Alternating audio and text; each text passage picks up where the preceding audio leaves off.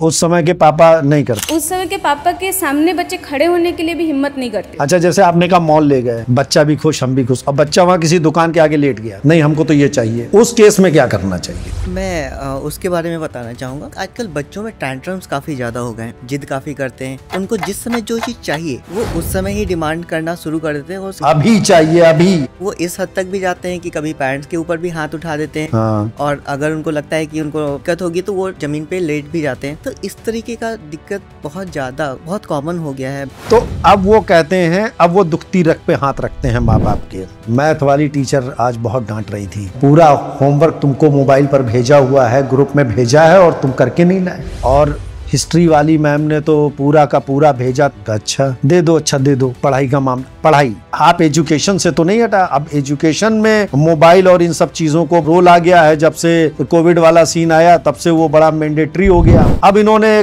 तुरंत तुरुप का इक्का फेंका बच्चों ने फटाक से। और माँ बाप क्या करें? बच्चे जानते हैं ना कि माँ बाप जो कर रहे हैं पढ़ाने लिखाने के लिए कर रहे हैं, उन्होंने उसी को अपना हथियार बना लिया तुरंत। बहुत चालाक हो गए बच्चे। तो अब क्या करें? या तो हम उनके साथ में बैठ के देखें। अच्छा, जब साथ में बैठ के देखिए तो वास्तव में पेज भरे हुए हैं, उसमें कर रहे हैं। और जैसे ही आप दाएं बाएं हुए तो खुल गया उसमें, हाँ हारिका, हाँ नेत्रा, हाँ त्रिनेत्रा, वहां चल रहा है फिर उनका आपस में। और यार क्या हुआ ये, और वो रो ब्लॉक चल रहा है, फलाने गेम चल रहे हैं, है ना। अब आप ये बताइए, इस सीन में या तो हम पूरी तरीके से इसी पे फोकस हो जाएं, ये हमारी अपनी समस्याएं हैं एक फादर के तौर पे, वो मैं बता रहा हूं आपको। और ये समस्याएं लगभग सभी के साथ में है कि वो एक मजबूत चीज को हथियार बना लेते हैं और ये बता देते हैं कि मोबाइल के बिना पॉसिबल ही नहीं है। देन दूसरा चीज आते हैं डिसिप्लिन में। और एक चीज जुड़ना चाहूंगी कि पेरेंट्स आज के डेट पे क्या चाहते हैं, बच्चे का एक ऑक्यूपेशन है कि वो खाली पढ़ाई करे और बाकी टाइम खेले। क्या हमारा 24 घंटा केवल पढ़ाई और खेलना होता है? क्योंकि बच्चे को आज जैसे आप देखोगे 18 ईयर्स के बाद आप वही होप करोगे ना कि मेरा बच्चा बड़े होके, जनरली छोटे जब से पैदा होता है पेरेंट्स का ये इच्छा रहता है कि मेरा बच्चा बड़े होके डॉक्टर बने, इंजीनियर बने या कोई बहुत बड़ा ऑफिसर बने। वो 18 साल के बाद का वो एक्सपीरियंस को बचपन से बोते हैं। बच्चा क्या कर रहा है? बैठ के टीवी देख रहा है। अगर बच्चा झाड़ू उठा लिया, स्पेशली मेल चाइल्ड, तो दादी वहाँ से चिल्लाना शुरू करते हैं, अरे उसको झाड़ू करने दे दिया, क्या कर रहे हो तुम? ऐसा नहीं होना चाहिए। डिसिप्लिन मतलब जैसा आप 18 साल में अपने बच्चे को बनाना चाहते हो, with sense of responsibility, home management आना चाहिए, दिन भर काम कुछ करना चाहिए जो बड़े लोग करते हैं, उनको हेल्प करेगा। अभी से एक छोटा बच्चा जो 6 साल से काम नहीं सीखा, आपको क्या लगता है 18 साल का बच्चा आके पेरेंट्स को हेल्प करेगा, खाना बनाने में मदद करेगा, झाड़ू सफाई या कार सफाई करने में हेल्प करेगा? कभी नहीं कर सकता है। तो यहाँ पे सिस्टम क्या बन रहा है, जो मजबूत है वो कमजोर वाले को मार सकता है। यही तो पेरेंटिंग में भी हो रही थी। आप पेरेंट्स थे, आपका बच्चा कमजोर था, उस समय आपने मारा। अब ये बच्चा उसमें आपसे रिवेंज नहीं ले सकता है, छोटा बच्चा है, लेकिन ये उसके सबकॉन्शियस माइंड में स्टोरी रहती है कि एक दिन तो मैं बड़ा होऊंगा, एक दिन तो मैं बदला लूंगा। लेकिन होता क्या है, पेरेंट्स को तो मार नहीं सकते हैं, एक रिस्पेक्ट होता है तो वो मारते नहीं। लेकिन जब वो बच्चा कॉलेज में जाता है, सोसाइटी में जाता है, जहाँ भी उसके अगेंस्ट कोई काम होता है, वो अपने आप को कंट्रोल नहीं कर पाता है और वो अपने हाथ को उठा देता है। और ये भी एक नॉर्मल फेज होता है। बच्चा जब शुरू में का 5 साल 6 साल का होता है, वो अपने माँ बाप को एज अ हीरो देखता है। लेकिन जैसे जैसे उसकी एज बढ़ती जाती है, नॉलेज बढ़ते जाता है, पहले वो टेस्ट करना शुरू करता है कि इनको ये आता है कि नहीं आता, सवाल पूछना शुरू करता है। सवालों में पापा ढीले होना शुरू होते हैं, फिर उसे लगने लगता अरे हम तो इनसे सुपीरियर है, हमें ज्यादा आता है। पहले हम गलत फहमी में थे कि ये हीरो थे। नहीं, एवरेस्ट चढ़ जाना तो बहुत आसान है, पेरेंटिंग बहुत मुश्किल, बहुत डिफिकल्ट है एवरेस्ट चढ़ना, क्योंकि वहाँ पे एनवायरमेंट और वेदर सबका इफेक्ट आता है। पूरा फैमिली को छोड़ के जाओगे, एवरीथिंग इज देयर, लौटोगे कि नहीं उसका भी गारंटी नहीं है। जो फैमिली से परेशान हो जाता वही वहां जाता है। ऐसा बिल्कुल नहीं है।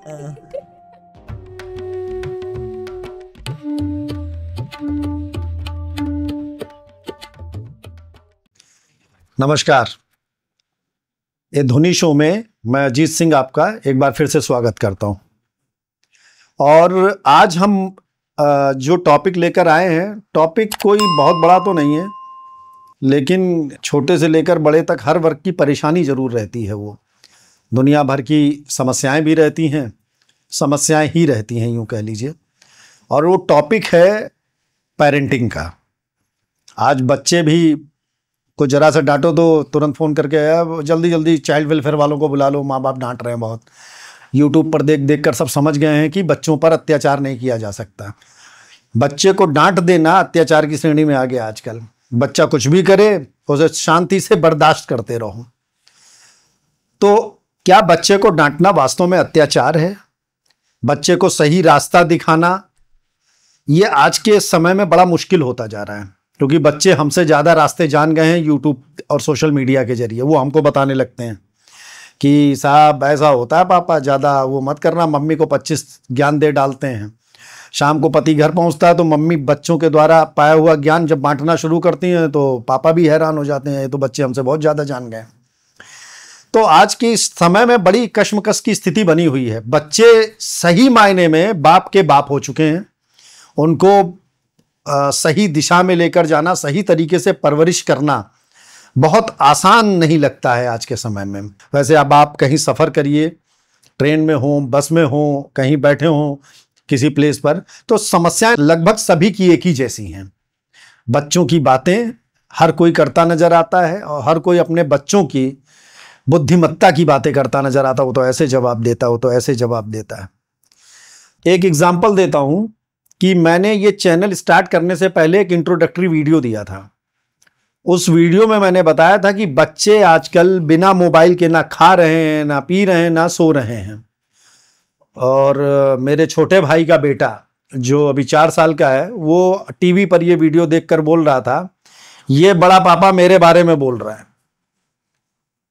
तो आजकल ये मेरे घर में भी वही हाल है और सभी के घर में वो हाल हो चुका है। समझाइए तो तोड़फोड़ शुरू हो जाती है बच्चों की। और आजकल माँ बाप बड़े पोलाइट हो गए हैं। पहले तो इलाज हो जाता था, तुरंत उठा पटक करके 2-4 चप्पल लगी, बच्चा सीधा। तो आज हम ये समझने की कोशिश करेंगे कि जो पेरेंटिंग पहले होती थी, आज से 20-25 साल पहले जो हमारे माँ बाप करते थे, वो सही थी या जो आज के माँ बाप कर रहे हैं वो सही है। और इस सब के बारे में हम बात करेंगे। हमारे स्टूडियो में आए हैं डॉक्टर अनंत, जो कि Ram Manohar Lohia institute of medical science में कार्यरत हैं, और साथ में हैं doctor Roslin child development centre की डायरेक्टर हैं। तो आज हम इनसे बात करेंगे पेरेंटिंग के बारे में कि क्या सही तरीका है और क्या गलत तरीका है। तो स्वागत है आपका डॉक्टर साहब। नमस्कार। तो डॉक्टर साहब, जितनी बातें मैंने बोली लगभग आप उनका सामना तो करते ही होंगे रोज इस तरीके की चीजों में।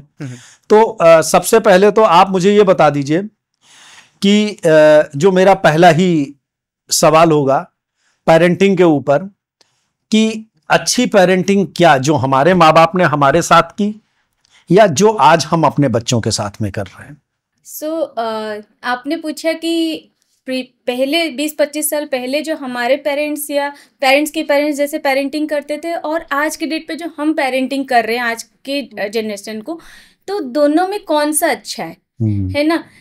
मेरा आंसर है कि दोनों अपने टाइम के हिसाब से अच्छा ही था। क्यों? क्योंकि 40 साल पहले या 20 साल पहले का जो प्रॉब्लम्स और आज का जो प्रॉब्लम्स है दोनों बदल चुके हैं। उस समय पेरेंटल इशू और चाइल्ड इशू जो था और आज जो चाइल्ड इशू और पेरेंटल इशू है, दोनों बिल्कुल डिफरेंट है। तो जब समय के साथ चीजें बदल रहा है तो डिफरेंस क्या है ये थोड़ा सा बताइए, क्योंकि बच्चे उस समय भी जिद करते थे तो मार के जिद पूरी कर दी जाती थी। वही उसी टॉपिक पे मैं अभी आ रही हूँ कि पहली बात है कि हमको समझना चाहिए कि दोनों गलत नहीं थे। उस समय उस सिचुएशन के हिसाब से उनका पेरेंटिंग सही था और आज के डेट पे आज के सिचुएशन के हिसाब से पेरेंटिंग सही है। पहली बात, कोई रॉन्ग नहीं है इसमें। क्यों? क्योंकि उस समय का प्रॉब्लम अलग था और आज के डेट पे जो चल रहा है उसका प्रॉब्लम अलग है। अब पूछेंगे कि कैसे प्रॉब्लम अलग है, क्योंकि आजकल जो बच्चे हैं वो उनका जो IQ है वो प्रीवियस बच्चों से बहुत ज्यादा एडवांस है। दिन भर उनके पास एक इंफॉर्मेशन का बम्बार्डमेंट होता है। पहले जमाने में क्या होता था कि एक इंफॉर्मेशन जानने के लिए हमको चिट्ठी या रात का जो 7-7:30 बजे जो न्यूज आता था वहां तक वेट करना पड़ता था।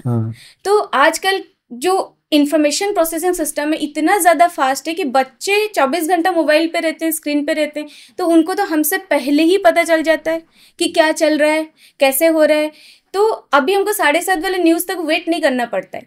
तो दुनिया बहुत तेज़ी से आगे जा रहा है। अगर हम अपना पेरेंटिंग को नहीं बदलेंगे तो उन बच्चे जो इन्फॉर्मेशन ले रहे हैं वो गलत भी है और सही भी हो सकता है। ये दोनों चीज़ को कॉम्बिनेशन में मोस्ट प्रोबेबली क्या होता है कि बच्चे को गलत रास्ते में जाना बहुत ईजी हो जाता है। मुझे लग रहा है कि आपके ऊपर 7:30 बजे वाला टाइम जो था वो काफी भारी था, क्योंकि बच्चों को वो समय बिल्कुल नहीं पसंद था जो समाचार आते थे दूरदर्शन पे, इसीलिए वो टाइम आपको अभी तक याद है। वो हमें याद है, वो ध्यान वो बहुत बोरिंग लगता होगा, बहुत बोरिंग लगता था और समझ नहीं आता था क्या चल रहा है, राजनीति के बारे में ही पता चलता था और क्या कहीं तो पे वही क्या हो रहा आपने है। 7:30 3-4 बार बोला है तो पता चल रहा है कि आपको टाइम याद है। तो वही तो मैं भी बोल रही, जैसे कि मैं एक बच्ची थी तो मेरे को ज्यादा से ज्यादा क्या समझ आता था कि खेल कूद हुआ, स्कूल में आज क्या हुआ, पढ़ाई कितना हुआ।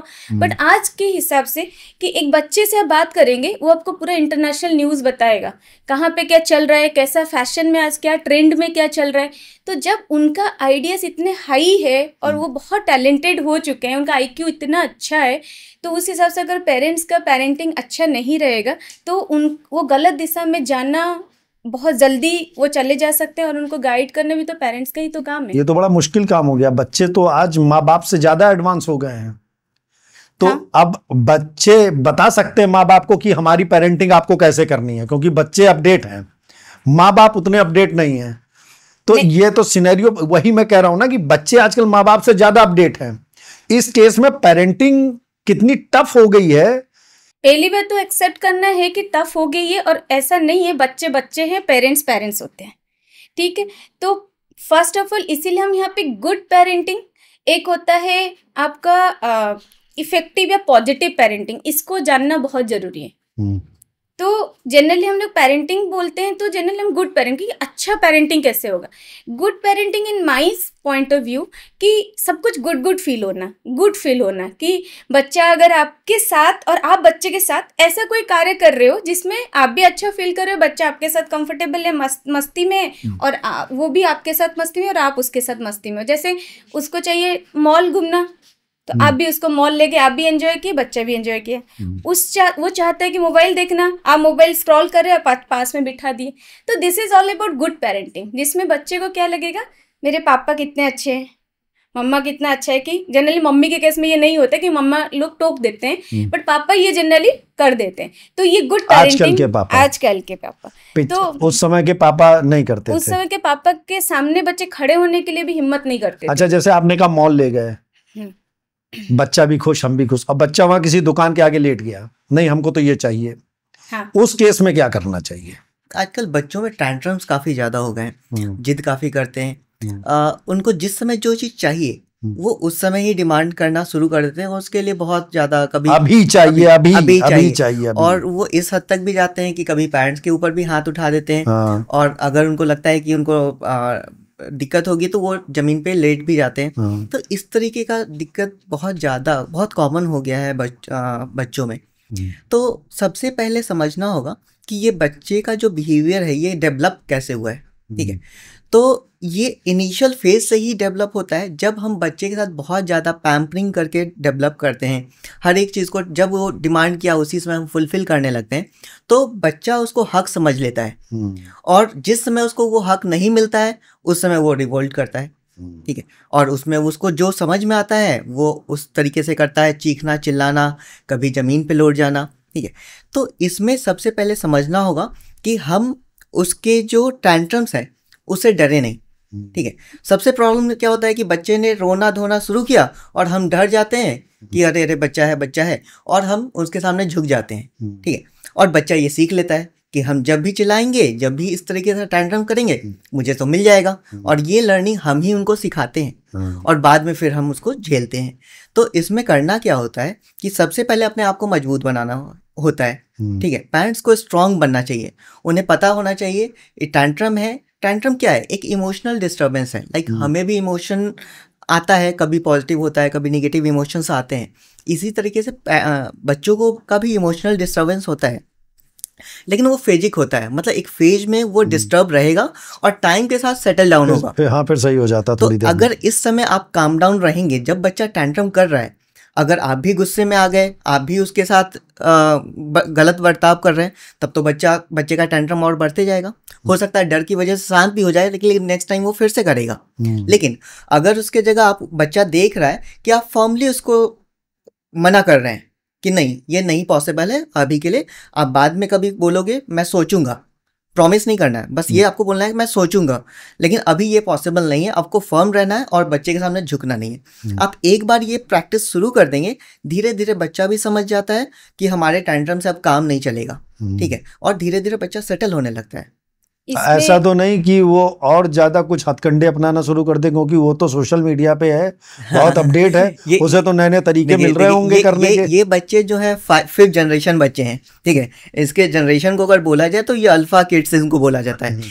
इनके पास काफी ज्यादा नॉलेज है, इनका दिमाग हमारे से ज्यादा तेज चलता है। अब ऐसे में हम अगर अलर्ट नहीं रहेंगे, इनके प्रॉब्लम्स को, इनके ब्रेन को समझ नहीं पाएंगे, तो हमारे लिए बहुत डिफिकल्ट हो जाएगा इनको हैंडल करना।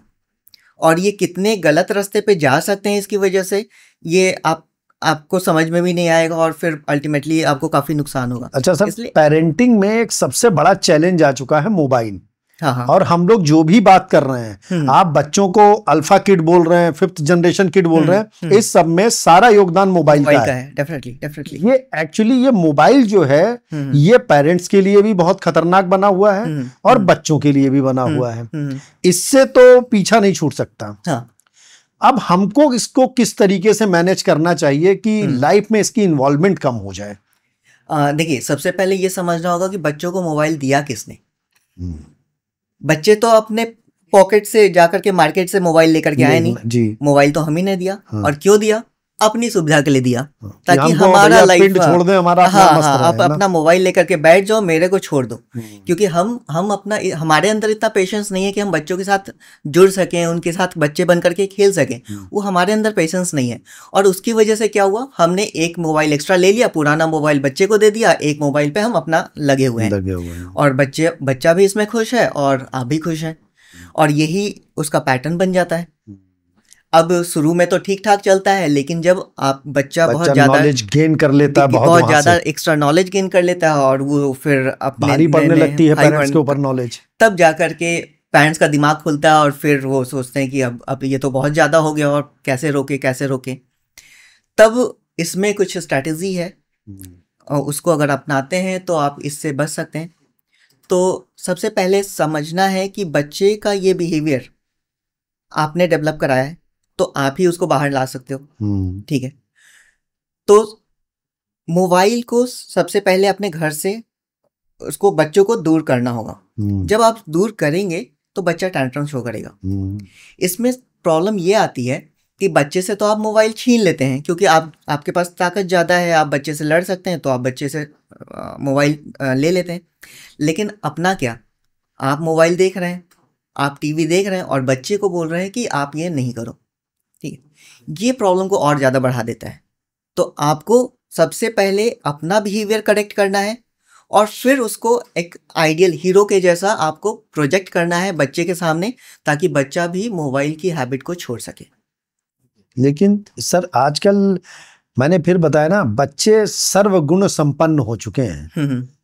वो तुरंत लगता है जैसे ही वो जानते हैं माँ बाप, वो बच्चों को ये पता चल चुका है कि माँ बाप का दिमाग हमारे दिमाग से कम है, ये बच्चे जान गए हैं। जैसे आपने कहा ना अल्फा किड्स हैं, हम नहीं अल्फा किड्स थे ना, तो अब वो कहते हैं, अब वो दुखती रग पे हाथ रखते हैं माँ बाप के। मैथ वाली टीचर आज बहुत डांट रही थी, पूरा होमवर्क तुमको मोबाइल पर भेजा हुआ है, ग्रुप में भेजा है और तुम करके नहीं लाए। और हिस्ट्री वाली मैम ने तो पूरा का पूरा भेजा था सब्जेक्ट, उस पर सॉल्व करके, और अच्छा दे दो, अच्छा दे दो, पढ़ाई का मामला, पढ़ाई आप एजुकेशन से तो नहीं हटा। अब एजुकेशन में मोबाइल और इन सब चीजों को बड़ा रोल आ गया है, जब से कोविड वाला सीन आया तब से वो बड़ा मैंडेटरी हो गया। अब इन्होंने तुरंत तुरुप का इक्का फेंका बच्चों ने फटाक से, और माँ बाप क्या करें, बच्चे जानते हैं ना कि माँ बाप जो कर रहे हैं पढ़ाने लिखाने के लिए कर रहे हैं, उन्होंने उसी को अपना हथियार बना लिया तुरंत। बहुत चालाक हो गए बच्चे, हमारे बच्चे भी हैं चालाक, इसीलिए मैं बता रहा हूं आपको। तो अब क्या करें, या तो हम उनके साथ में बैठ के देखें। अच्छा, जब साथ में बैठ के देखिए तो वास्तव में पेज भरे हुए हैं उसमें, कर रहे हैं, और जैसे ही आप दाएं बाएं हुए तो खुल गया उसमें, हाँ रिका, हाँ नेत्रा, हाँ त्रिनेत्रा, वहां चल रहा है फिर उनका आपस में, और यार क्या हुआ ये, और वो रो ब्लॉक चल रहा है, फलाने गेम चल रहे हैं, है ना। तो अब आप ये बताइए, इस सीन में या तो हम पूरी तरीके से इसी पे फोकस हो जाएं, ये हमारी अपनी समस्याएं हैं एक फादर के तौर पे, वो मैं बता रहा हूं आपको, और ये समस्याएं लगभग सभी के साथ में है कि वो एक मजबूत चीज को हथियार बना लेते हैं और ये बता देते हैं कि मोबाइल के बिना पॉसिबल ही नहीं है। अब ये बताइए, जहां पूरा सिस्टम, स्कूल कॉलेज बच्चे सब एक चीज को ही प्रमोशन सीधे कि अब बिना मोबाइल के काम होना नहीं है, इस केस में पेरेंट्स क्या करेंगे, आप बताइए जरा। देखिए, यहाँ पे समझना ये होगा कि ये आपके हिसाब से एक गलत बिहेवियर है, लेकिन आप अगर बच्चे होते तो आप क्या करते? हम भी यही, हम लोगों ने बचपन में किया, हमारे यहाँ इंटरनेट नहीं था, हम क्लासरूम में मिलते थे, थोड़ा बहुत पढ़ते थे, लेकिन ज़्यादातर जैसे ही टीचर गए हम लोग ने हल्ला हंगामा शुरू कर दिया, बातचीत करते थे, बहुत सिंसियरिटी नहीं रहती थी। अब बच्चे के पास, आप भी ऐसे ही थे? सभी ऐसे होते हैं। आप तो देखने में सिंसियर लग रहे थे। नहीं, बचपन में सब ऐसे होते हैं। अच्छा। तो ये एक बच्चों की ऑटोनॉमी होती है, बच्चा ऐसे ही अपने आप को डेवलप करता है, ये उनके डेवलपमेंट का पार्ट होता है। तो एक लिमिट तक बच्चों का इस तरीके से करना एक हद तक सही है। जैसे जैसे बच्चे बड़े होते हैं, उन पे रिस्पॉन्सिबिलिटी आती है, समझदारी आती है, तो धीरे धीरे वो खुद ब खुद अपना रास्ता तय करते हैं कि क्या मुझे अपने टाइम को सही तरीके से लगाना है, पढ़ाई पे लगाना है और मुझे करियर ओरिएंटेड होना है, या मुझे इन्हीं सब चीज़ों में लगे रहना है। तो ये धीरे धीरे करके अगर पेरेंट्स उनको मोटिवेट करते हैं, ठीक है, उनसे जुड़ करके उनको लेसन नहीं देते हैं, समझाते नहीं रहते हैं कि ये करोगे, निगेटिव उनकी काउंसलिंग नहीं करते हैं कि तुम ये करोगे तो लाइफ में तुम्हारा बर्बाद हो जाएगा, ज़िंदगी में कुछ भी नहीं कर पाओगे, ये निगेटिव स्टेटमेंट देने की जगह अगर आप उनकी पॉजिटिव काउंसलिंग करें, एक आइडियल फ्रेमवर्क दिखाएं, एक आइडियल लोगों को दिखाएं, जो हमारे बड़े बड़े जो इंडस्ट्रियलिस्ट हैं उनका एग्जाम्पल दें कि उन्होंने कैसे मेहनत करके इस मुकाम को पाया है। ठीक है, आप ग्रेट लीडर्स जो हैं इंडिया के, आप उनका एग्जाम्पल दे करके, उनकी स्टोरी टेलिंग करके आप बता सकते हैं कि उन्होंने अपने जीवन भर कितना मेहनत किया और किस मुकाम तक पहुँचे हैं। अगर इस टाइप का मोटिवेशनल उनको स्पीच दिया जाए, ठीक है, उनकी काउंसलिंग की जाए, तो ये तो करते हैं बच्चे, करते हैं हमारे साथ, बताते हैं कि ये देखो आपकी उम्र में ये कहाँ पहुंच गया, आप पापा क्या कर रहे हो, आके देखो इसने कितनी मेहनत की है, आज यहाँ आपने क्या किया तो ये अभी तक ऐसे कर रहे हो। बच्चे तो हमारी काउंसलिंग कर रहे हैं, आके वो बताते हैं ऐसे करो। इस चीज को मैं क्लैरिटी देना चाहूंगी कि आज बच्चे ऐसे क्यों बोल रहे हैं, क्योंकि शुरू में उनको बहुत फ्रीडम मिला है। शुरू में 0 से 5 ईयर्स तक, 5 से 10 ईयर्स, 12 ईयर्स तक हमने उनको अपने हिसाब से, हम उस समय बच्चे छोटे थे तो हमको लग रहा था अरे बड़े होके सीख जाएगा, जितना पढ़ा नहीं पढ़ा। हमने कभी डिसिप्लिन रूटीन को ना खुद फॉलो किए ना बच्चे को फॉलो करवाए। इसीलिए संस्कृत में हमारा जो वेद उपनिषद है उसमें क्या बोला जाता है, 0 से 5 ईयर्स के बच्चों को क्या करना चाहिए, लालन पालन करना चाहिए, प्यार देना चाहिए, उनको कंफर्ट देना चाहिए और उनको एक्सपोजर देना चाहिए ताकि वो दुनिया के हर चीज को जान पाए। बारिश होती है, बारिश में नहाना, मिट्टी में खेलना, ये सारे चीज से, नेचर से वो जुड़ा रहेगा और डाउन टू अर्थ रहते हैं। बट आप मुझे बताइए कि 5 साल तक, 0 से 5 ईयर्स तक कितने पेरेंट्स हैं जो बच्चों को एक नेचुरल एनवायरनमेंट में रखते हैं, उनके साथ जुड़ते हैं, उनसे खुद टाइम निकाल के बात करते हैं, उसके बदले में उनको क्या देते हैं, वीकेंड पे मॉल, प्ले जोन और आइसक्रीम, चॉकलेट, जितने सब आर्टिफिशियल चीजें उनमें दिया। ये तो 5 साल तक था। जब 6 साल से लेके 12 साल तक डिसिप्लिन होना चाहिए, उसके बाद डिसिप्लिन होना चाहिए, नॉट दैट कि वायलेंस होना चाहिए, मार पिटाई। जैसे कि तुमने गलत किया, तुरंत पनिशमेंट, तो आपने बहुत ज्यादा हद पार कर, शुरू में आप बर्दाश्त कर करके रह रहे हो, अल्टीमेटली आपने मार दिया, है ना, या एग्रेशन शो किया। This is not the right way. आपको करना चाहिए क्या कि आप 5 साल तक उसका लालन पालन हुआ, प्यार मिला, उसको कंफर्ट मिला। इससे फायदा क्या हुआ कि बच्चे को पेरेंट्स के ऊपर ट्रस्ट हुआ, और पेरेंट्स उसके दुनिया होते हैं। जब एक छोटे दुनिया में उसको ट्रस्ट आया तो वो बड़े दुनिया पे ट्रस्ट करेगा, दूसरे लोगों को, देश को, या दूसरे के जो भी लोग होते हैं आस पड़ोस को, उस पर ट्रस्ट आएगा, तभी तो वो सोसाइटी में जिएगा।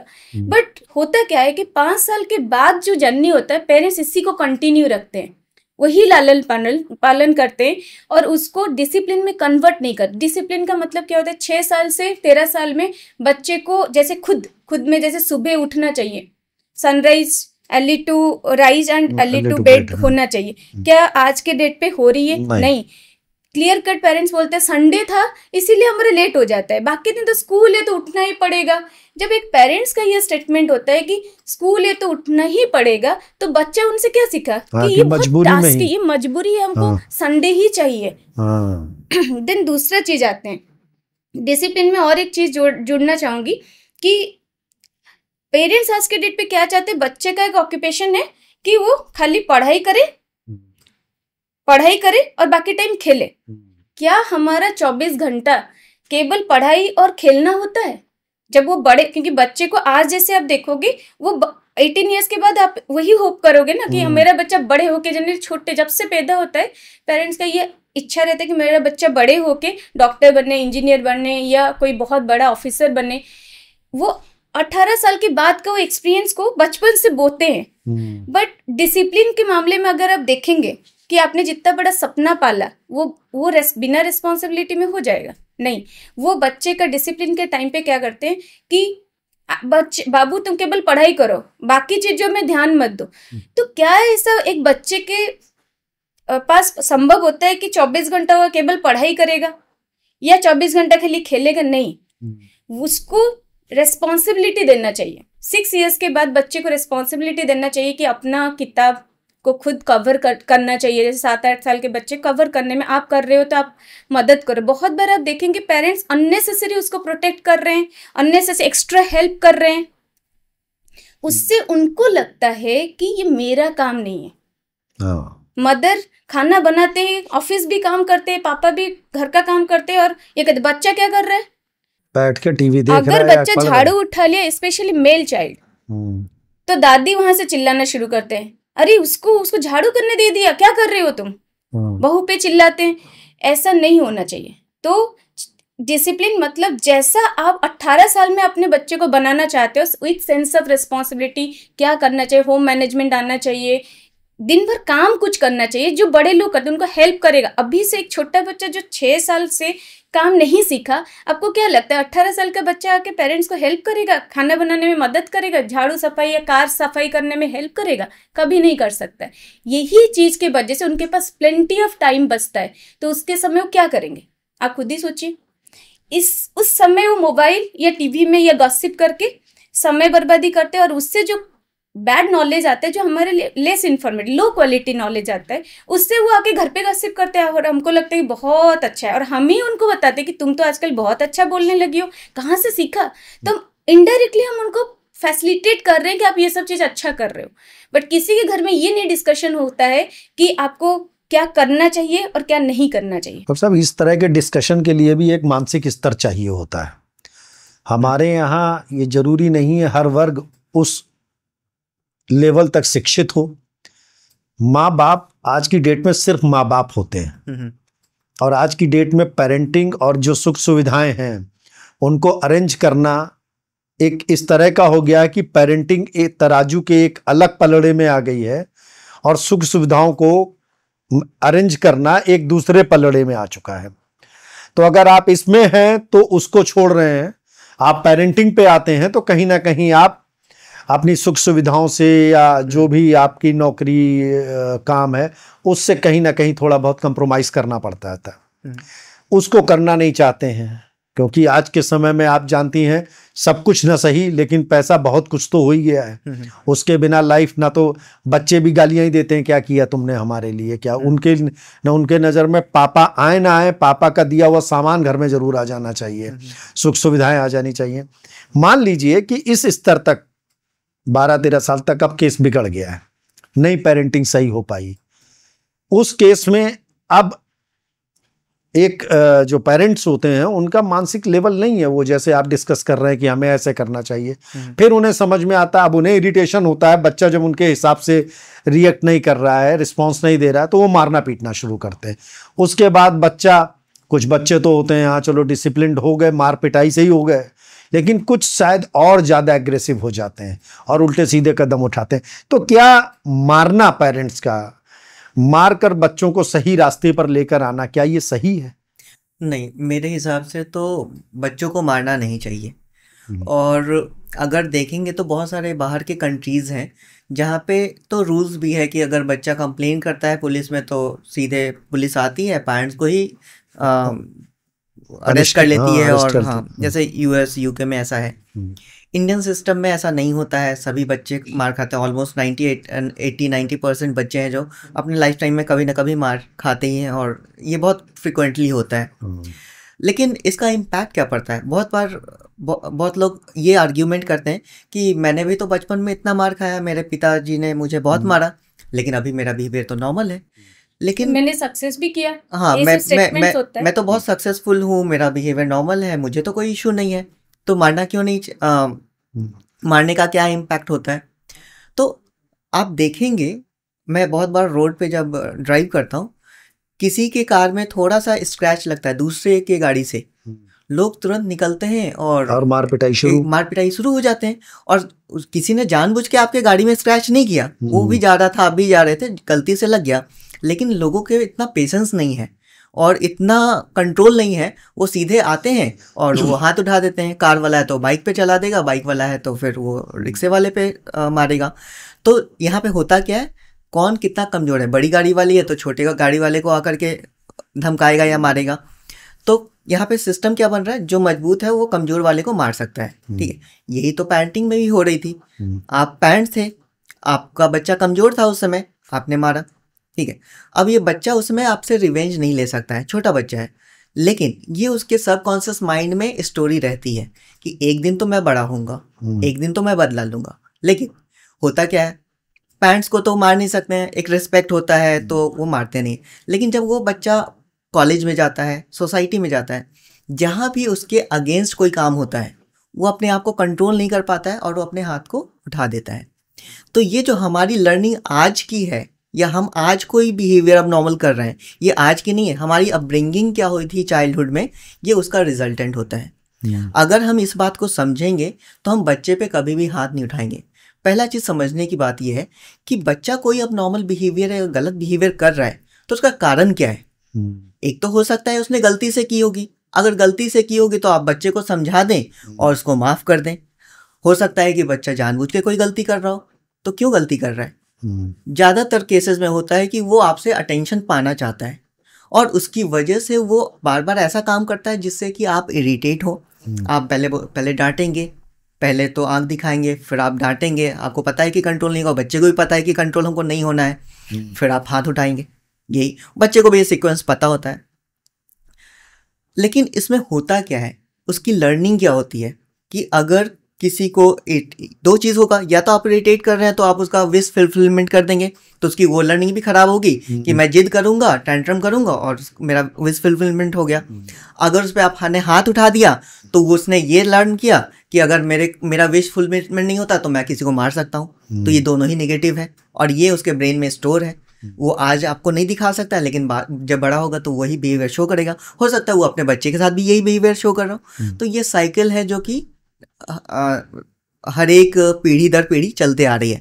तो हमें एक समझदार पेरेंट्स बन के इस साइकिल को ब्रेक करने की जरूरत है। बड़ा किताबी टाइप का लगता है सर। हाँ, जो काम 5 सेकंड में हो सकता है 1 घंटा में, उसके लिए हम 5 दिन क्यों बर्बाद करें समझाने में? देखिए, अगर ये समझेंगे नहीं तो हम लोग यहाँ बैठे कि इसलिए हैं। जो चल रहा है सिस्टम तो चल रहा है, लेकिन हम इस सिस्टम को चेंज करने के लिए ही तो इस पे बात कर रहे हैं। हम जब तक बात नहीं करेंगे, अवेयर नहीं होंगे, तब तक हम सिस्टम चेंज नहीं कर सकते। जब तक हम अपने में चेंज नहीं लाएंगे, हम अपने सराउंडिंग में चेंज नहीं लाएंगे, ठीक है। और जब सराउंडिंग में चेंज नहीं लाएंगे तो कोई भी चेंज नहीं, कहीं भी चेंज नहीं होगा।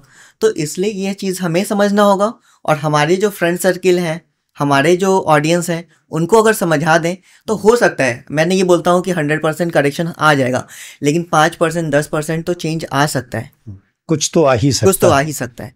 और ये कुछ मिलकर ही बहुत कुछ बनता है फिर आगे। इसमें एक और मैं बात बताता हूँ कि जब छोटे बच्चे को हम मारते हैं तो बच्चे 2 टाइप के होते हैं। एक तो सबमिसिव चाइल्ड होते हैं, जो कि जब आप उसको मारते हैं तो वो सहम जाता है और इसमें एक डर की भावना आ जाती है। स्पेशली लड़कियां या आप उनको मार दिए तो नेक्स्ट टाइम वो हिम्मत नहीं करेंगे कि उनको पता चलेगा कि ये आपको बुरा लगता है। बट अगर एक मेल चाइल्ड होगा तो वो आगे का सोचेगा मतलब it's not applicable to all, All मतलब इन gender. जनरल जो होता है। तो अब होता क्या है, जो बच्चे सबमिसिव होते हैं, डरे होते हैं, आप उनको और मार रहे हैं, उनकी छोटी छोटी गलतियों पर डांट रहे हैं, मार रहे हैं, तो क्या होता है कि उनका कॉन्फिडेंस लेवल पूरा खत्म हो जाता है। जब वो बड़े होते हैं तो लाइफ में तो हमारे हमेशा चैलेंजेस आते हैं, वो बच्चे कभी भी कोई नया चैलेंज ले ही नहीं सकते हैं। और ऑब्वियसली आप जब कोई नया चैलेंज नहीं लेंगे तो आप लाइफ में ग्रो नहीं करेंगे, या कोई डिफिकल्ट सिचुएशन हो जाते हैं वो पहले ही हार मान जाते हैं और टूट जाते हैं। बहुत बच्चे ऐसे में डिप्रेशन में चले जाते हैं, सुसाइडल टेंडेंसी आ जाती है। तो ये मारने का इम्पैक्ट इतना गहरा बच्चों के दिमाग पे पड़ता है। वहीं दूसरी ओर जो डोमिनेटिंग चाइल्ड होते हैं, रेजिस्टिव चाइल्ड होते हैं, वो सोचते हैं कि ठीक है मारो जितना मारना है, मुझे कोई फर्क नहीं पड़ता है। वो नेक्स्ट लेवल तक जाने को रेडी होते हैं और मार खाने को रेडी, रेजिस्टेंस डेवलप करते हैं के लिए कि हाँ मैं ऐसा हूँ, मैं ऐसा हूँ, मैं भी था बचपन में ऐसे ही। हाँ, तो ये होता है और इसका इम्पैक्ट फिर लेटर एज में पड़ता है। तो जैसे आजकल डॉक्टर साहब बच्चों में अक्सर सुनने में आता है कि हमारे समय में, मैं आपको बताऊं, डिप्रेशन वर्ड, मेरी आधी उम्र लगभग निकल गई तब मैंने सुना कि डिप्रेशन वर्ड भी होता है। आजकल तो हर छोटा बच्चा, आप 3rd क्लास के बच्चे के टीचर से मिलिए तो कहेगा बच्चा ये डिप्रेशन में रहता है, इसको एंजाइटी है। ये सब क्या अचानक से तैरने लग गया है हर बच्चे के साथ में, ये क्यों हो रहा है सब? जो एंजाइटी होता है वो कहीं ना कहीं जब बच्चा पैदा ही होता है ना, वहां से शुरू हो, उसका सीड बोना वहीं से शुरू होता है। कैसे? जैसे कि बचपन से लेके जब आप 12-13 साल तक जब आप देखोगे ना, तो पेरेंट्स का मोस्ट टॉपिक ऑफ डिस्कशन क्या होता है कि मेरा बच्चा इतना सीख गया, तुम्हारा बच्चा कौन सा स्कूल में जाता है, अब तो ये इंग्लिश बोलने लगा है ना। There is so much competitive environment, और बच्चे को लेके हम अपने जो क्या बोलते हैं, हम अपना जो रेस्पेक्ट और ये सारी चीज हम बच्चों से जोड़ देते हैं कि अगर बच्चा का खराब किया तो मेरा तो ना कट जाएगा, मेरा सोसाइटी में क्या इज्जत रह जाएगा। बच्चे तो लड़की को सेरेना विलियम्स बनना ही बनना है, लड़के को सचिन तेंदुलकर बनना ही बनना है। अगर एक पॉइंट अभी आ जाए तो किसी भी पेरेंट्स ये नहीं चाहेगा कि मेरा बच्चा 2nd नंबर पर है। तो ये जो टॉक होता है, हमको लगता है कि बच्चा छोटा है, नहीं समझ पाता होगा। जनरली घर पे किट्टी पार्टी होती है, मम्मी और बाकी आंटियों में क्या बात होती है, यही सब बात होता है, और बच्चे वहाँ खेलते रहते हैं। बट बच्चों में बिल्कुल कॉन्शियस रहता है, क्योंकि बच्चे जो होते हैं ना बहुत बड़ा ऑब्जर्वर होते हैं, और वो ऑब्जर्व करके रखते हैं एनवायरमेंट को। वो इतने शार्प लर्नर होते हैं ना, वो हर चीज लर्न कर रहे होते हैं उस समय। यही तो मेरा पॉइंट ऑफ डिस्कशन है कि जो आप बच्चे में डेवलप करना चाहते हो, पहले अपने में, देन अपने फैमिली में डेवलप करना चाहिए। ठीक है, तो ये अलग टॉपिक है। अभी हम आते हैं ये वाले टॉपिक पे कि बच्चे में एंजाइटी क्यों होता है, कि वो बचपन से ये चीज सुना कि मैं तो ऐसा करता हूँ, मैं तो पढ़ाई के साथ भी एक्स्ट्रा करिकुलर एक्टिविटीज भी कर लेता हूँ, तो ये पेरेंट्स से ये सुन के उसको प्राउड फील होता है। अब जब वो टीनेज में जाता है तो वो उस चीज को लेके कंपटीशन करता है।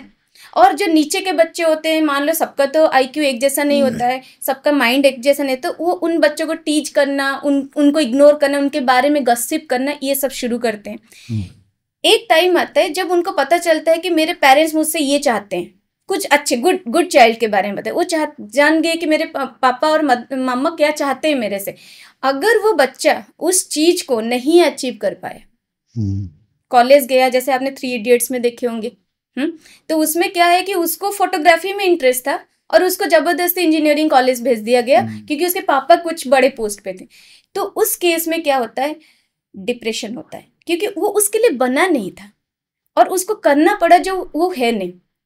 तो इसीलिए डिप्रेशन होती है। और एंजाइटी इसीलिए होता है क्योंकि आप ये हो और आपका लेवल ये है और आपका एक्सपेक्टेशन आपका हो या आपके पेरेंट्स का हो या आपके सोसाइटी का हो। जैसे आपका मान लो एक सोसाइटी है जिसमें आपके जो, जैसे एक बच्चे का जो ताऊ जी है, उनके बच्चे सब अच्छे अच्छे स्कूल में कॉलेज में पढ़ते, कोई डॉक्टर बन गया, कोई इंजीनियर, और ये बच्चा मान लो 10 साल का है। पेरेंट्स कितने प्रेशर उस बच्चे पे डालते हैं कि नहीं तुम ये नहीं कर सकते हो, तुम बैठ के पढ़ाई करो, नहीं तुम ये नहीं कर सकते, वो नहीं करो, ये नहीं करो, इतना ज्यादा उसको कर देते हैं कि वो एंग्सियस होता है। तो हमको ये सारे दोनों चीज से बच्चे को बचाना चाहिए। और यही सारा चीजें की, क्योंकि अल्टीमेटली उसमें स्ट्रेस आता है। स्ट्रेस क्या करता है, एक नेगेटिव इमोशन है, वो नेगेटिव इमोशन आगे जाके बच्चे को ब्रेक डाउन करेगा जब उसको अकेला स्टैंड करना पड़ेगा। हम 18-20 ईयर्स तक तो उसका साथ देते हैं, पेरेंट्स साथ देते हैं, उसके बाद तो कहीं ना कहीं उसको अपने लिए स्टैंड करना है, घर से बाहर निकलना है, हॉस्टल में रहना है, अगर मेडिकल कॉलेज में पढ़ रहा है या इंजीनियरिंग, वहाँ अकेले रहना है, वहाँ पे डिफरेंट टाइप ऑफ पर्सनैलिटीज होते हैं। और ऐसा नहीं कि आप अच्छे हो तो आपके साथ हर चीज अच्छा होगा, बुरा भी हो सकता है। जब अप एंड डाउन्स हुआ और ये चीज को आप झेल नहीं पाए तब स्ट्रेस होगा। और उस चीज को बचपन से वो कभी देखा नहीं कि मेरे पेरेंट्स कैसे इस चीज को झेलते हैं। वो देखा है कि जब बहुत अप होता है तो पार्टी करते हैं, चिल मारते हैं, और जब डाउन फेज आता है एकदम डिप्रेशन में गोली खाते हैं, नींद की गोली खाते हैं, मेरी मम्मी खाती है, मेरे पापा तो ड्रिंक्स कर लेते हैं। तो बच्चे वो देख देख के अगर बड़ा हुआ है तो वो कभी भी बड़े होके स्ट्रेस को झेल नहीं पाएगा और वहीं पे वो टूटना शुरू होगा। तो स्ट्रेस मैनेजमेंट का एक बहुत इंपॉर्टेंट टेक्निक अगर हम अब सीखेंगे तो एंजाइटी और डिप्रेशन को काउंटरैक्ट कर सकते हैं। जैसे कि स्ट्रेस आएगा, आपको ये एक्सेप्ट करना है, बच्चे को भी सिखाना है और आप में भी होना चाहिए कि लाइफ हमेशा अप एंड डाउन होता है, स्ट्रेस आएगा और आना भी चाहिए, क्यों नहीं आना चाहिए। और जब स्ट्रेस भी आता है मतलब वो कि बैड टाइम है, और जब अच्छा चीज होता है गुड टाइम है। ना बैड टाइम ना गुड टाइम कभी भी परमानेंट नहीं होता है, एक सर्टेन टाइम पीरियड पे होता है। तो उस समय हम उसको एक्सेप्ट करें। दूसरा, स्ट्रेस आए तो जो आपके मन में थॉट्स आ रहा है कि मैं एस्केप हो जाऊं, मैं यहाँ से भाग जाऊं, मैं क्विट कर जाऊं, ये नहीं करके व्हाट आर द ऑल्टरनेटिव्स। हमारा ऑल्टरनेटिव क्या है कि हम ठीक है, मुझे अभी मेरा सेट ऑफ माइंड ठीक नहीं है तो मैं टाइम आउट हो जाऊं, कुछ समय डीप ब्रीदिंग करूं, योगा करूं, कुछ ऐसे स्ट्रैटेजीज अगर अल्टरनेट हम लेंगे और बच्चे को बताएंगे तो बच्चा भी वो चीज़ देख देख के जब बड़ा होगा, जो फ्यूचर में उसका स्ट्रेस आएगा तो टूटेगा नहीं, वो उसको झेल के आगे बढ़ जाएगा। आप लोगों से बात करके तो ऐसा लग रहा है कि बहुत सही समय पर मैं पेरेंट बन के बच्चों को बड़ा कर ले गया, वरना तो मैं मन में बैठे बैठे सोच रहा हूँ थोड़े दिन में पेरेंटिंग का कोई कोर्स ना लॉन्च हो जाए, क्योंकि ये बड़ा टफ टाइप का सब लग रहा है। अच्छा, आपने बोला अब हम बच्चे को देख रहे हैं, जो सवाल आ रहा है कि हाँ बच्चे ऐसे कर रहे हैं, तो अब हम क्या करेंगे? अब हम बच्चे को बार बार टोकेंगे, बेटा तुम ऐसे, हम अपने आप को भी कंट्रोल करेंगे। तो ये बच्चे को बार बार करेक्ट करना, उसे टोकना क्या सही है? ये बच्चे को बार बार टोकना और करेक्ट करना, इसको बोलते हैं ओवर करेक्शन। आप भी कहीं काम करते होंगे, किसी ऑफिस में काम करते होंगे, सपोज आपका बॉस आपके हर एक काम में गलतियां निकालते रहे, ये तुमने ठीक नहीं किया, ये क्या ऐसे नहीं करो, इसको मुझे पसंद नहीं आ रहा है, आपको कैसा लगेगा? आपको पसंद नहीं आएगा। ये बात सैलरी पे डिपेंड करता है कि कितनी है। ये है, लेकिन बच्चों को सैलरी नहीं मिलती है। बच्चों को सैलरी भी नहीं मिलती है और आप उसके हर एक बात में टोक के जा रहे हैं, ये ऐसे करो, वो ऐसे करो, आप उसको गलती करने का मौका ही नहीं देख रहे हैं। और हम लोग सीखते कैसे हैं? हम अपनी गलतियों से ही सीखते हैं, और बच्चे भी अपनी गलतियों से ही सीखते हैं। तो हमें ऑब्जर्वेंट होना चाहिए, बच्चे को देखते रहना चाहिए। हाँ, ये नहीं हो कि वो अपने आप को हार्म कर ले, दूसरे बच्चों को हार्म कर दे, है ना, वो ना हो। लेकिन बच्चों को कुछ हद तक गलतियां करने देना चाहिए। वो बच्चे जितना गलती करेंगे उनका एक्सपोजर उतना ज़्यादा होगा और उनकी लर्निंग उतनी बेटर होगी। उसको 10 तरीका और पता होगा कि इसको कैसे हम कर सकते हैं, कैसे नहीं कर सकते हैं। हाँ, आपको लग रहा है कि उसकी गलतियों से नुकसान काफ़ी ज़्यादा हो रहा है, तो उसके साथ बैठिए, उससे बात करिए और उसको दूसरा रास्ता बताइए, क्योंकि बहुत बार बच्चों को पता ही नहीं होता है कि दूसरा रास्ता भी है। ठीक है, जैसे मेरा बच्चा ड्राइंग कर रहा है, ड्राइंग के लिए 1 पेज लगता है, लेकिन उसने 10 पेज बर्बाद कर दिया। क्यों? क्योंकि उसको सही तरीका नहीं पता था। तो आप उसको रास्ता भी दिखाएंगे। तो पेरेंट्स का काम एक रास्ता दिखाना का भी होता है, केवल ये बोल देना इसने तुमने गलत किया। ठीक है, बच्चे के दिमाग पे लेवलिंग क्या होता है, मैं तो हमेशा गलत ही करता हूँ। ठीक है, बच्चे को ये भी लगता है कि पेरेंट्स हमारे मुझे प्यार तो करते हैं लेकिन मुझे पसंद नहीं करते हैं, मेरे कामों को पसंद नहीं करते हैं, मुझे भी पसंद नहीं करते हैं, और मतलब मेरा कोई वर्थ ही नहीं है।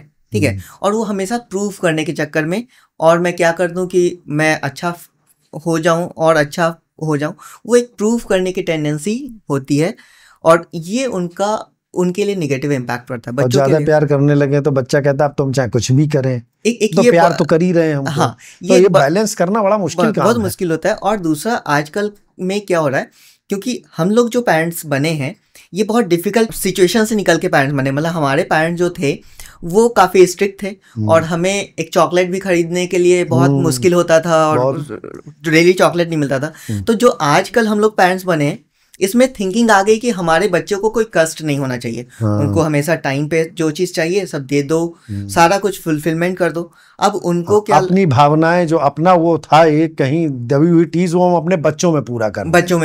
बच्चे को जो है ना कोई कष्ट दुख नहीं होना चाहिए, क्योंकि मैंने बहुत दुख से पला बड़ा था, तो मतलब बच्चे को मेरे को दुख नहीं होना चाहिए, इसीलिए उनके जरूरत से ज्यादा उनको सामान मिलता है। वो जो चीज नहीं चाहते वो बच्चा नहीं मांगा है, आपने अपने चीज को सेटिस्फाई करने के लिए आप उसको दे दिए। अब जब उसको आदत लगे, जब वो कुछ डिमांड शुरू किया, तो आप बोलते हैं कि अगर आपका मूड ठीक है तो आप तो उसको दिला देते हैं, अगर मूड नहीं ठीक है तो तुरंत कि ये क्या तरीका है। मतलब वो बच्चा अब वो डिफिकल्ट चाइल्ड बन गया, जो इतना प्यारा था वो अब डिफिकल्ट चाइल्ड बन गया। तो ये फ्लक्चुएशन नहीं होना चाहिए कि बच्चा खुद ही कंफ्यूज हो जाए कि मेरे पापा है कैसे, चाहते क्या है मेरे से, मुझे क्या करना चाहिए और क्या नहीं करना चाहिए। फिर बोलते अबे यार पापा तुम यार क्या करते हो। हाँ, अबे यार पापा, ये जो हम लोग बचपन में जो बाउंड्री सेट नहीं किए ना, जो बच्चा और पेरेंट्स को फ्रेंड रहना चाहिए, बच्चों को फ्रेंड के जैसा देखना चाहिए, ये बहुत गलत है। बच्चे और पेरेंट्स को कभी एज अ फ्रेंड नहीं रहना चाहिए, उनको एक सेट बाउंड्री करना चाहिए, तुम बच्चे हो और मैं पेरेंट हूँ। एक लेवल तक सही लगता है, उसके बाद ये डिसरिस्पेक्ट लगने लगता है बच्चे, और ये पब्लिक प्लेस में होना शुरू कर देता है। बच्चे कहते हैं अबे यार पापा ओए, तो अब ये भी बच्चे को समझाना पड़ेगा, बेटा पापा हैं, थोड़ा सा बाहर इज्जत दे लिया करो, है ना। एक घर में हमारे बच्चे नहीं करते हैं ऐसा, ये मैं झूठ बोल रहा हूँ कैमरे पे, है ना। तो इसको कैसे कंट्रोल करना, ये क्या, ये कैसे डेवलप हो गया, कैसे आपको बताया ना, 0 से 5 आपको लाड प्यार करना चाहिए, प्यार देना चाहिए, है ना। और 5 से लेके 13 और 15 साल तक रिस्पॉन्सिबिलिटीज देनी चाहिए, रिस्पॉन्सिबिलिटी विथ डिसिप्लिन, घर पे डिसिप्लिन होना चाहिए, ठीक है। और 15 से ऊपर जैसे वो एडोलसेंट में जाता है, तब आपको फ्रेंडशिप बनाना चाहिए। क्यों? क्योंकि उस समय बच्चा क्या करता है, बहुत ज्यादा गलत संगत में आने का चांसेस होता है। कैसे होगा ये बताइए आप। माँ बाप के लिए तो बच्चा औलाद है, उसने कर लिया, घर में दादा है, दादी है, चाचा है, चाची है, वो दादा दादी के लिए तो बच्चा खिलौना है। वो फिर बच्चा क्या करता है, जहां पर देखिए डिसिप्लिन का मतलब क्या हो गया आपको, एक कैद। दादा दादी के साथ में वो कैद नहीं है, बच्चा आता ही नहीं है माँ बाप के पास, वो तो दादा दादी के पास ही बैठा रहता है। नहीं तो शुरू से आपने बच्चे को दादा दादी के पास छोड़ भी तो दिया, जाओ जाओ जो दादी है उनके साथ तुम ये करो, मुझे मेरे पास अभी मत आना, मैं अभी डिस्टर्ब हो जाऊंगा, मैं थोड़ा ऑफिस का काम कर रहा हूँ या अभी जस्ट रिलैक्स। मेरी पत्नी ऐसे ही करती थी। तो वही चीज को कि आप जो कर रहे हो उसके लिए अवेयरनेस होना चाहिए कि आप जो कर रहे हो। इसीलिए पेरेंटिंग का जो आज हम डिस्कस कर रहे हैं ना, इसको हम न्यूरो पेरेंटिंग बोलना चाहिए। न्यूरो पेरेंटिंग मतलब कि आप जो पेरेंटिंग कर रहे हो इसका असर कहाँ पड़ रहा है, बच्चे का ब्रेन में पड़ रहा है। और आपको बहुत अच्छे से मैं बता सकते हैं कि कैसे न्यूरोट्रांसमीटर भी कैसे कितना अच्छा काम करते हैं bad behaviour and good behaviour को जनरेट करने में और उसको सस्टेन करने में। थोड़ी ब्रेन की फिजियोलॉजी आप समझेंगे तो आप इस बिहेवियरल इश्यूज को ज़्यादा बेटर तरीके से अंडरस्टैंड कर पाएंगे और इस प्रॉब्लम की गंभीरता को भी समझ पाएंगे, इसकी सीरियसनेस को भी समझ पाएंगे। अब देखिए, जैसे हम लोग रिलैक्स होते हैं तो हमारे सर का ऊपर का हिस्सा, जिसको कि कॉर्टेक्स बोलते हैं, वो एक्टिवेट होता है। लेकिन जब हम स्ट्रेस में होते हैं, जब हमें कोई डांटता है, मारता है, उस समय हमारा दूसरा सिस्टम जो लिम्बिक सिस्टम होता है, जो कि ब्रेन का अंदर का मिडिल का हिस्सा होता है, लोअर ब्रेन होता है, वो एक्टिवेट होता है और वो हमारे सिंपैथेटिक नर्वस सिस्टम, जो कि जिसको ऑटोनॉमिक नर्वस सिस्टम का एक पार्ट है, वो एक्टिवेट होता है। अब ये जो लिम्बिक सिस्टम होता है, ये हमारे प्रिमिटिव लर्निंग और डिफेंसेस के लिए रिस्पॉन्सिबल होता है। जैसे पहले हम लोग जंगल में रहते थे, उसमें शेर का डर रहता था और ये लिम्बिक सिस्टम एक्टिवेट रहता था। उस समय हमारा लॉजिकल थिंकिंग बहुत काम नहीं करता था, ठीक है। तो वैसे ही जो बच्चे हमेशा डर के माहौल में रहते हैं, पेरेंट्स हमेशा उसको डांट रहे हैं, मार रहे हैं, तो प्रेशर में बातों के प्रेशर में रखते हैं, तो वहां पे क्या होता है, बच्चों का लिम्बिक सिस्टम काफी एक्टिवेट रहता है, मतलब लो फंक्शनिंग ऑफ द ब्रेन। हाँ, लो फंक्शनिंग, वहां पे उनकी लॉजिकल थिंकिंग डेवलप नहीं हो पाती है। वही जो बच्चा एक हेल्दी इन्वायरमेंट में रहता है, जहाँ पे एक पॉजिटिव पेरेंटिंग का माहौल रहता है, वहां पे उसके कॉर्टेक्स, जो ऊपर का हिस्सा है ब्रेन का, वो ज़्यादा एक्टिवेट होता है और ये हिस्सा जो है बच्चों की लॉजिकल थिंकिंग को डेवलप करने में, रीजनिंग को डेवलप करने में हेल्प करता है। अब यहाँ पे बच्चा खुद से भी अच्छा डिसीजन ले सकता है अपने लिए। वो जो बार बार गलतियां कर रहे थे, उसकी गलतियां करने के चांसेस भी रिड्यूस हो जाएंगी। ठीक है, इसीलिए इस बात का ध्यान रखना होगा कि हमें लिम्बिक सिस्टम को एक्टिवेट ना करके कॉर्टेक्स को एक्टिवेट बच्चे को करने पे अगर ध्यान दें तो बच्चे का बिहेवियर भी नॉर्मलाइज हो जाएगा। यानी बच्चे के साथ एक थोड़ा सा एक उसको फ्रीडम देते हुए हमको फ्रीडम देना होगा, गलती करने देना होगा उसको, उसमें एक ऑटोनॉमी डेवलप करनी होगी कि हाँ मैं एक वर्थ रखता हूँ। हाँ, ये मतलब हमें देखना होगा कि इसने एक बार गलती की, 2 बार की, फिर ये अपनी उस गलती से सीख रहा है कि नहीं सीख रहा है, उसे सुधार कर रहा है कि नहीं, ये ध्यान हमको उस पर देना पड़ेगा। हाँ। और स्पेशली जिस समय बच्चा टेंट्रम शो करता है उस समय बच्चे को नहीं टोकना चाहिए। जब बच्चा रिलैक्स हुआ उस समय अगर आप भी टेंट्रम शो करोगे तो वो रेजिस्टेंस डेवलप करेगा और आपको अवॉइड करेगा। अगर बच्चे को जब वो रिलैक्स हुआ, काम डाउन हुआ, उस समय अगर उसके साथ अगर आप डिस्कस कर रहे हो तो बेटर वो उस चीज को समझ पाएगा और ऑब्जर्व कर पाएगा। एक्चुअली यहाँ पे मैं फिर वही लिम्बिक सिस्टम की बात करूंगा। जब बच्चा टैंट्रम शो कर रहा है, आपने उसी समय उसकी काउंसलिंग शुरू कर दी, अब उसका बॉडी स्ट्रेस में है ना, सिंपैथेटिक नर्वस सिस्टम एक्टिवेट है, तो आपकी जो भी काउंसलिंग है उसके ऊपर काम ही नहीं करेगा, वो सिचुएशन से भागने का कोशिश करेगा। लेकिन जब वो बच्चा थोड़ी देर बाद, 1 घंटे बाद, 2 घंटे बाद जब शांत हो जाए, रिलैक्स हो जाए, आप उससे प्यार से बात करें और सिचुएशन को एनालाइज कराएं कि देखो ऐसा ऐसा हुआ था और आपने इस टाइप का बिहेवियर किया जो कि गलत है। बच्चे समझते हैं, और बच्चे जब समझते हैं, आपके साथ इमोशनली जुड़े हुए समझते हैं और नेक्स्ट टाइम वो याद रखते हैं। ठीक है, तो इस बात को आपको समझना है कि आप समझा कब रहे हैं, जब वो एग्रेसिव है तब समझा रहे हैं या बच्चा जब शांत है तब समझा रहे हैं। इन दोनों का बहुत इम्पैक्ट पड़ता है। सर जैसे अब तो लगभग बात समाप्ति की ओर चल रही है, तो उसमें मैं कुछ चीज़ें क्लियर करना चाहूँगा।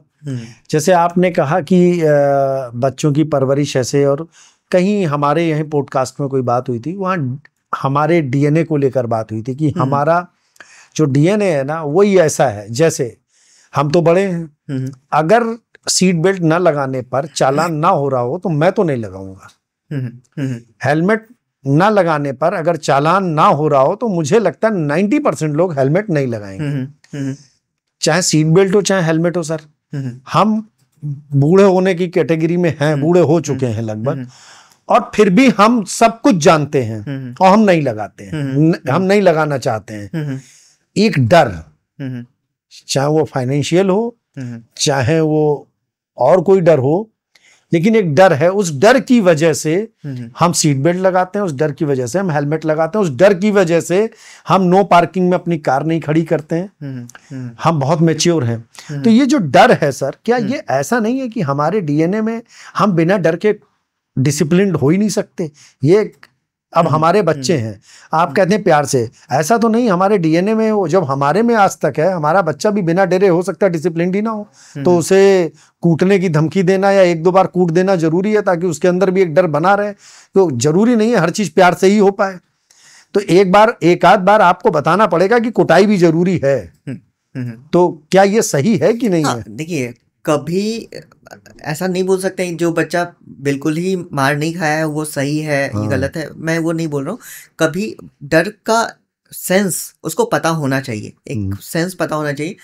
और दूसरी चीज़ है, जहाँ रूल्स की बात की आपने, बहुत अच्छा बात की कि जब रूल्स होता है जहाँ, और वहाँ जहाँ फाइन लगने का डर होता है तो हम वहाँ करेक्टेड बिहेवियर करते हैं। लेकिन मैंने बहुत बार बच्चों के साथ भी देखा है कि आप कोई बच्चों को बोल रहे हैं, फिर केवल मुंह से बोल रहे हैं कि आपको 7 बजे शाम को पढ़ने के लिए बैठ जाना है, लेकिन उसके जगह आप एक बोर्ड पे एक रूल बोर्ड बना करके लिख दें कि 7 PM को आपको स्टडी करना है, 7 से 8। मैंने ऑब्जर्व किया, छोटे छोटे बच्चों को ऑब्जर्व किया, जब रिटन इन्फॉर्मेशन रहता है उनके पास, वो 7 बजे उठ बैठ जाते हैं। और उसके साथ अगर हम टोकन इकोनॉमी यूज करते हैं, जैसे एक बड़ा सा चार्ट लगाए, अगर आप कुछ अच्छा बिहेवियर करोगे तो आपको एक ग्रीन स्टार मिलेगी। And if you collect so much number of stars like 20-30, then you will rewarded with something। तो अगेन बच्चा उसको पाने के लिए भी अपने बिहेवियर को सेल्फ करेक्शन करता है। और अगर आपने कुछ नेगेटिव बिहेवियर किया तो आपको एक रेड स्टार मिलेगा, तो बच्चे उस पर खुद ही नहीं ग्रीन स्टार भर देंगे जाके। नहीं तो वो तो यहाँ से मिलेगा ना, यहाँ से मिलेगा कि जैसे आप पेपर फॉर्मेट में हो या पेपर में, जो ड्राइंग पेपर करके आप रेड स्टार हुआ, ग्रीन स्टार हुआ, तो वो चीज़ जब आप उसको एक बार ट्राई करना चाहिए सब पेरेंट्स को। ये अगर ये साइंटिफिकली प्रूफ है कि टोकन इकोनॉमी जो होता है वो रीइंफोर्समेंट से ही बच्चे का बिहेवियर शेपिंग होती है। दूसरा टेक्निक होता है मॉडलिंग, जैसे हमने पहले भी डिस्कस किया कि जो आप उस बच्चे में डेवलप करना चाहते हो कि बच्चा आप ही का रूप है या आपके जो फैमिली का जो जनरेशन होता है उन्हीं के में से किसी का रूप है, जिसको शायद आप नहीं जानते हो, शायद आपकी दादी हो या परदादी हो उस टाइप की होंगी। तो जैसे आपने डीएनए की बात की, डीएनए क्या है? एक हेरिडिटरी कैरेक्टर को एक्सप्रेस करता है, राइट? तो आइदर हम डीएनए के भरोसे में बैठ जाए कि हम तो ऐसे एग्रेसिव थे, मेरे बच्चे भी ऐसे हुए। नहीं, डीएनए तो एक्सप्रेस करता है, बट एनवायरमेंटल फैक्टर भी बहुत इंपॉर्टेंट होता है। डीएनए को तो हम करेक्ट नहीं कर सकते हैं, बट हम एनवायरमेंटल फैक्टर, जैसे हमने ये डिस्कशन, जैसे पॉडकास्ट किसी आज व्यूअर्स सुनेंगे और किसी एक बंदे भी अगर उसे अप्लाई किया एक चीज को लेके, अगर वो चेंज हुआ तो उसके आगे का जनरेशन कितना अच्छा चेंज हो जाएगा। तो डीएनए ऊपर सब किसी पे दोष दे देना इम्पोर्टेंट नहीं है, वी शुड स्टार्ट। ये भी तो हमारा डीएनए ही है, दूसरे पे दोष दे देना। हाँ, ये भी तो हमारे डीएनए का ही काम है। हाँ। हम थोड़ी ना दे रहे हैं, तो हमारे सब देते। एंड लेट्स आस्क बच्चों को भी एक्सप्लोर। हाँ, अगर हम बोलते हैं कि हम गलत कर रहे हैं और हम सुधरेंगे नहीं, तो बच्चों को भी गलत करने दीजिए, वो भी अपना लाइफ देख लेंगे, है ना? जब हम अपनी रिस्पॉन्सिबिलिटी नहीं ले रहे हैं तो हम बच्चों की क्यों ले रहे हैं?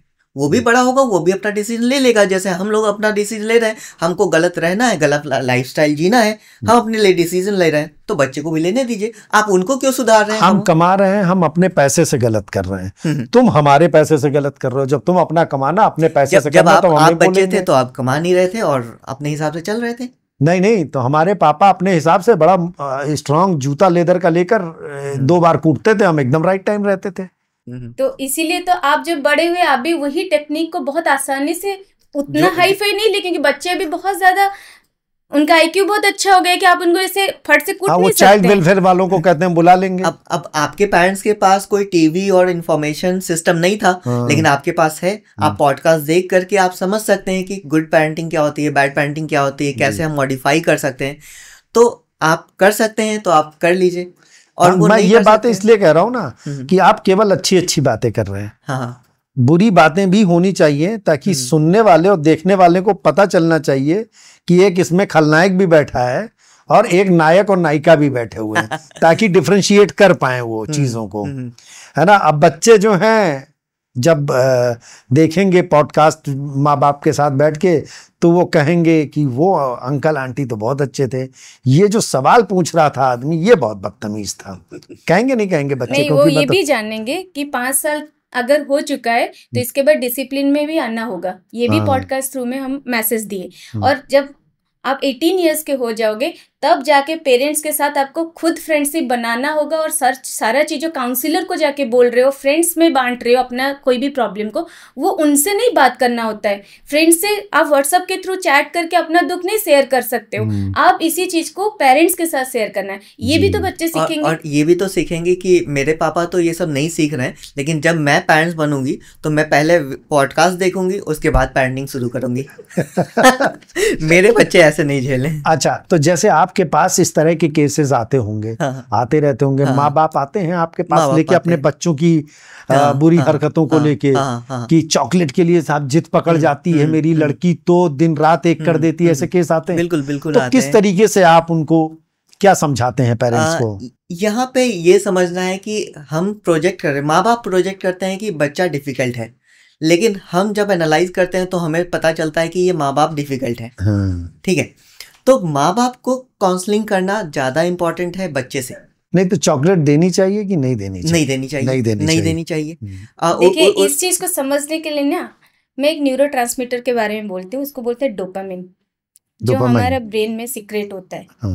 जो चीज आपको क्विक किक देगा, लाइक आपने एक मूवी देखा, एक रील्स देखा, मॉल चले गए, पार्टी में चले गए, स्क्रीन टाइम कर लिए, तो इससे आपको तुरंत इंस्टेंट क्या मिलता है? खुशी मिलती है, प्लेजर हार्मोन है, फीलिंग गुड है वो।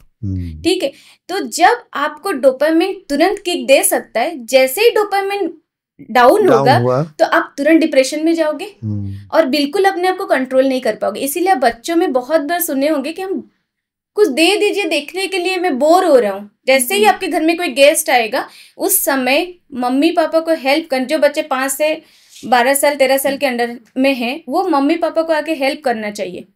उनको पहले से बताया नहीं गया है ना सिखाया गया है, उनको बताया कि केवल पढ़ाई करना है, पढ़ाई करना, पार्टी करना है, बस पार्टी करना है, मजा मारना है।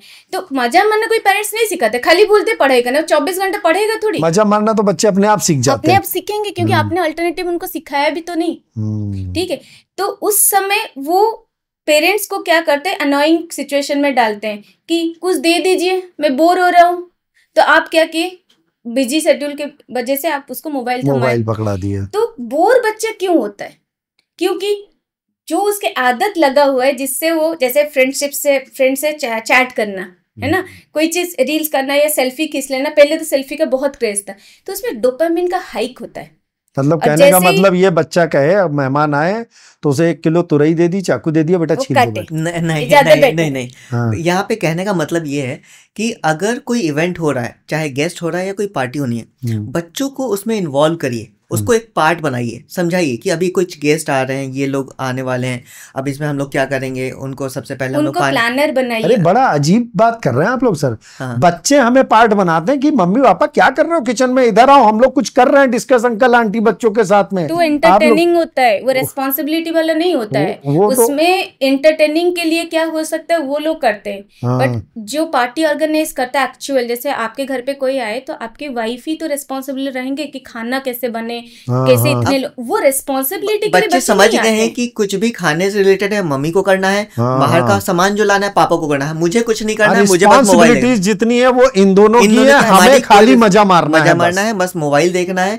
और अगर ये मोबाइल नहीं दे रहे हैं तो हम गेस्ट के सामने टेंट्रम शो करेंगे कि वो हमको दे ही देंगे।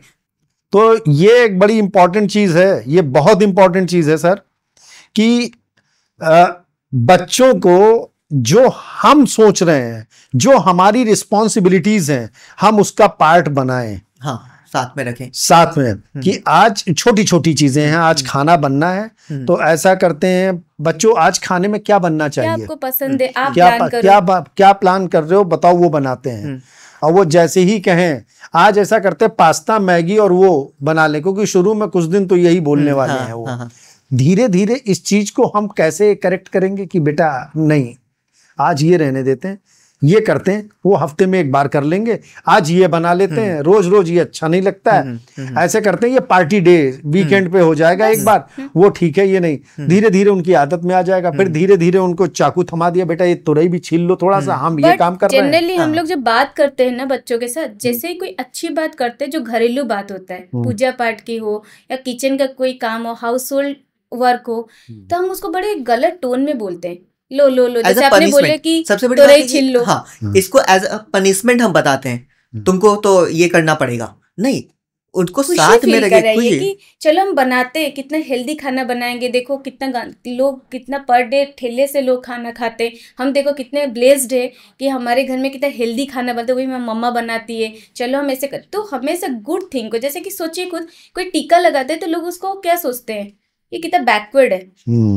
बट आप नहीं जानते जब आप टीका लगाते हो आपका पिट्यूटरी ग्लैंड जो है ना वो बहुत एक्टिवेट होता है और आप शांत होते हो, आपका पैरासिम्पैथेटिक सिस्टम बहुत एक्टिवेट होता है, ये हमारा उसके बैकएंड न्यूरोफिजियोलॉजी है। बट जनरल लोग कैसे उसको प्रेजेंट करते हैं, ऐसे ही जब भी आप कुछ अच्छी चीज पे बात होता है, दो कि हम उसको अडॉप्ट नहीं किए, केवल किसी को एडवाइस देने में यूज करते हैं, इसीलिए हम जब उसको बोलते हैं ना तो अंदर से रिस्पेक्ट नहीं रहता है, इसीलिए हम उसको ऐसे प्रेजेंट करते हैं, तो बच्चे भी सोचते हैं कि नहीं मुझे ये करना पड़ेगा, इससे बेटर कि मैं जा रहा हूँ पढ़ने, और वो 2 मिनट पढ़ने के बाद उससे भी बोर हो जाता है, क्योंकि पढ़ाई उसको कभी भी किक नहीं देगा। ठीक है, तो ये उनको तो अपने डोपामिन को एक्टिवेट करना है, हर उन्हीं को क्या सभी को करना होता है जिसमें किक मिले कुछ। वो तो आदमी का, और पढ़ाई में वो किक मिलती नहीं है। तो इसीलिए कोई भी चीज अगर आपको या बच्चे को सडन खुशी देता है, वो चीज को रेगुलेट करना चाहिए। सधे शब्दों में हमारे पेरेंट्स के लिए आप दोनों लोग अपनी तरफ से कोई मैसेज जरूर दीजिए संक्षिप्त में, कि पेरेंट्स एकदम समझ जाएं कि पैदा हुए बच्चे को लेकर और वो जब तक एडल्ट ना हो जाए, बच्चे की क्या रिस्पॉन्सिबिलिटीज आपके बच्चे भी देखेंगे, जो पेरेंट्स हैं वो बच्चे होंगे किसी के आज की डेट में, उन्हें भी समझ में आना चाहिए कि उनकी अपने पेरेंट्स के प्रति क्या जिम्मेदारियां हैं वो, और एज ए पेरेंट उन्हें क्या करना चाहिए। ये मैसेज दीजिए सर, आप स्टार्ट करिए। आप सबसे पहले तो बच्चों को एज अ बच्चे और पेरेंट्स को फ्रेंड्स के जैसा नहीं रहना चाहिए, दोनों में एक बाउंड्री होनी चाहिए। तभी बच्चे जो हैं पेरेंट्स को रिस्पेक्ट देंगे, अंडरस्टैंड करेंगे, और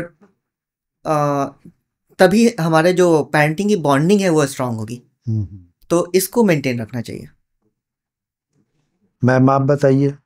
मेरे हिसाब से फर्स्ट ऑफ ऑल कि पेरेंटिंग को घर पे डिस्कस होना चाहिए, बच्चों के सामने नहीं। आपको पेरेंटिंग कैसा चल रहा है, आप पूरा सारा दुनिया को ठीक करने बाहर निकलते हो। जैसे एक डॉक्टर है, एक लॉयर है, वो दूसरे फैमिली को का बिगड़ा हुआ चीज को सुलझाने निकलते हैं, बट दिया के नीचे जैसे अंधेरे होता है, वो अपना फैमिली को टाइम नहीं देता। सब कुछ का जड़ एक ही चीज है कि हमारे पास आज के भागदौड़ जिंदगी में टाइम नहीं है, तो हमको टाइम निकालना पड़ेगा। अगर आप एक अच्छा रिलेशनशिप मेंटेन हो के आगे बढ़ना चाहते हो तो। दूसरा, पेरेंटिंग डिस्कस, जैसे मैं बताया, पेरेंटिंग डिस्कस होना चाहिए हस्बैंड वाइफ के बीच में, बच्चों के सामने नहीं। दूसरा, ये चीज़ मेंटेन होना चाहिए। जैसे आज जोश में आके पॉडकास्ट सुन लिए या डिस्कशन हो गया, आज आप कर लिए, उसके बाद 2 दिन के बाद आप ही डाउन हो गए, आप उसको कंसिस्टेंसी मेंटेन नहीं किए। क्यों? क्योंकि आपके पास अगेन टाइम नहीं है, आप बच्चे को उतना टाइम नहीं दे सकते। तो पेरेंटिंग जो जिसको बोलते हैं न्यूरो पेरेंटिंग या पॉजिटिव पेरेंटिंग, ये हमेशा डिस्कस होना चाहिए और ये मेंटेन होना चाहिए। एक डिस्कशन बड़ा टफ होता है हस्बैंड वाइफ में। कोई चीज टफ नहीं है, आपने कभी किया नहीं है, उसका समय नहीं दिया है। लोग अगर आज के डेट पे एवरेज चढ़ जाते हैं, उससे ज्यादा डिफिकल्ट है। नहीं, एवरेज चढ़ जाना तो बहुत आसान है, बहुत डिफिकल्ट। पेरेंटिंग बहुत मुश्किल है, बहुत डिफिकल्ट है एवरेज चढ़ना, क्योंकि वहाँ पे एनवायरनमेंट और वेदर सबका इफेक्ट आता है। आप पूरा फैमिली को छोड़ के जाओगे, एवरीथिंग इज देयर, लौटोगे कि नहीं उसका भी गारंटी नहीं। जो फैमिली से परेशान हो जाता वही वहां जाता है। ऐसा बिल्कुल नहीं है। एक्चुअली लाइफ में सब कुछ इम्पोर्टेंट है कि आपकी प्रायोरिटी क्या है। अगर आपकी फैमिली प्रायोरिटी है तो आपको एक स्टेप एक्स्ट्रा चलना पड़ेगा, एक एक्स्ट्रा स्टेप बढ़ाना पड़ेगा, तभी आप स्ट्रॉन्ग फैमिली बॉन्ड बना सकते हैं और अच्छे पेरेंट्स बन सकते हैं। आपको अपना काम करना चाहिए, रिजल्ट जो भी आए, अगर आप सही रास्ता चुने हो तो डेफिनेटली आपके साथ कभी भी गलत नहीं होगा। और वो बच्चा आज नहीं समझा, कल को वो डेफिनेटली समझेगा कि मेरे पापा, जैसे आप अपने पापा के बारे में जो भी गलत किए थे वो गलत हुआ था, जो अच्छा किए क्या आप आज तक उसको याद नहीं रखें? डेफिनेटली याद रखें कि मेरे पापा ऐसे करते थे, मम्मी ऐसे करती थी। और ये भी एक नॉर्मल फेज होता है। बच्चा जब शुरू में का 5 साल 6 साल का होता है, वो अपने माँ बाप को एज अ हीरो देखता है, लेकिन जैसे जैसे उसकी एज बढ़ती जाती है, नॉलेज बढ़ते जाता है, वो माँ बाप को थोड़ा सा इंफीरियर समझ करके देखता है। पहले वो टेस्ट करना शुरू करता है कि इनको ये आता है कि नहीं आता, सवाल पूछना शुरू करता है। सवालों में पापा ढीले होना शुरू होते हैं, फिर उसे लगने लगता अरे हम तो इनसे सुपीरियर हैं, हमें ज्यादा आता है। पहले हम गलतफहमी में थे कि ये हीरो थे। हाँ, तो ये तो एक परंपरा है ये। और तो उसके बाद फिर एक फेज आता है जब थोड़ी मैच्योरिटी आ जाती है, 25-30, फिर से जो डेवलप होता है, जब वो मैच्योर होते हैं तब माँ बाप के लिए उनको रियल रिस्पेक्ट डेवलप होता है। हाँ। तो ये साइकिल हमेशा से पहले भी चलता था, आजकल के बच्चों में भी यही है, चलता रहता। तो कुल मिलाकर जो कंक्लूजन निकलता है वो ये है कि 5 साल तक लालन पालन, 5 साल के बाद बच्चों को रिस्पॉन्सिबिलिटीज विद डिसिप्लिन हमें देना शुरू कर देना चाहिए। बच्चों की एक्टिविटीज पर हमें नजर रखनी चाहिए, ना कि हमें बार बार टोकना चाहिए उनको। करेक्शन लाइफ का पार्ट है, लेकिन थोड़ा सा 2 गलतियां करने के बाद, कौन सी गलतियां जिसमें वो खुद को हार्म ना करें। वो पता चला टेरेस पे छत पे चल रहा है, आप कह दो ना एक गलती कर ले उसके बाद टोकेंगे, ऐसा नहीं। थोड़ा समझिए उस चीज को, छोटी मोटी गलतियां जिसमें खुद को नुकसान पहुंचाने के चांस हो उसमें तुरंत टोक दीजिएगा, कुछ ज्यादा दिमाग ना लगाइएगा। और 18 साल 20 साल 25 साल के बाद बच्चे खुद मैच्योर हो जाते हैं तो बस सही हो जाते हैं। मतलब ये एक बेस सही कर दीजिए, 25 के बाद सब अपने आप सही रहता है। तो ये एक कंक्लूजन था, डॉक्टर साहब से बात करके निकला। आपका बहुत बहुत धन्यवाद डॉक्टर साहब, इतनी महत्वपूर्ण जानकारी देने के लिए, हमारे स्टूडियो में आने के लिए। और उम्मीद करते हैं कि इस जानकारी से किसी का भी अगर दिमाग परिवर्तन हो जाएगा तो हमारा ये प्रयास सार्थक हो जाएगा। नमस्कार। नमस्कार। नमस्कार दर्शक।